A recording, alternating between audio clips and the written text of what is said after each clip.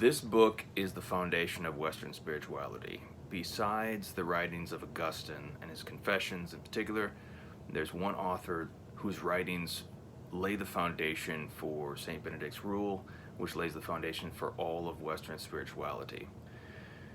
That writer in the 4th century goes to Egypt.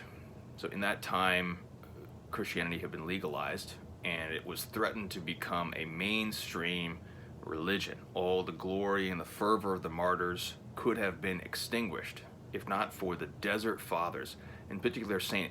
Anthony, who went to the desert. He pursued a life of holiness and essentially invented monasticism as a mainstream stable form of martyrdom, not of blood, but of the evangelical councils. So the life of St. Anthony, written by St. Athanasius, became the first bestseller, and this was actually the crucial book that St. Augustine read that converted him. But one man in the West went to the East, went to the Desert Fathers, lived with them, and then he came back to the West and he wrote in Latin 2 works which translated all the wisdom of the Desert Fathers to the West and became the foundation of Western spirituality. That man is St. John Cassian. Cassian is, his name is almost unknown in the West. His cult is almost unknown. But he wrote 2 particular books, and these 2 books became fundamental to Western spirituality. There is the Institutes, which goes through the 8 capital sins. You've probably heard of the 7 deadly sins. Well, that comes from Cassian. Originally, they separated out pride and vainglory into 2 different sins. So originally it was 8. So this comes from Cassian, who takes this from the Desert Fathers in the 4th century, brings it to the West, and that lays the foundation. And then he also has the conferences, and the conference is a little bit bigger, but this book is just him and his friend talking with all of these monks, all of these fathers in the desert, and just translating all of their wisdom, which is excellent. This is such an excellent work. Aquinas quotes this authoritatively. Saint Dominic had this book on his person at all times. I'm just going to read a little passage. This is from Conference on Discretion. True discretion is not obtained except by true humility. The first proof of this humility will be if not only everything that is to be done, but also everything that is thought of, is offered to the inspection of the elders, so that not trusting in one's own judgment, one may submit in every respect to their understanding and may know how to judge what is good and bad according to what they have handed down. This instruction will not only teach a young man how to walk on the right paths of the true way of discretion, but will also preserve him unhurt from all the snares and traps of the enemy. Whoever lives not by his own judgment, but by the example of our forebears, shall never be deceived.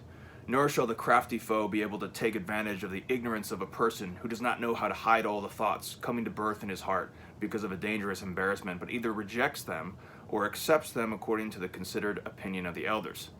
For as soon as a wicked thought has been revealed, it loses its power. And even before the judgment of discretion is exercised, the loathsome serpent, drawn out as it were into the light from its dark and subterranean cave by the power of the confession, departs as a kind of laughingstock, an object of dishonor. For his harmful counsels hold sway in us as long as they lie concealed in our heart.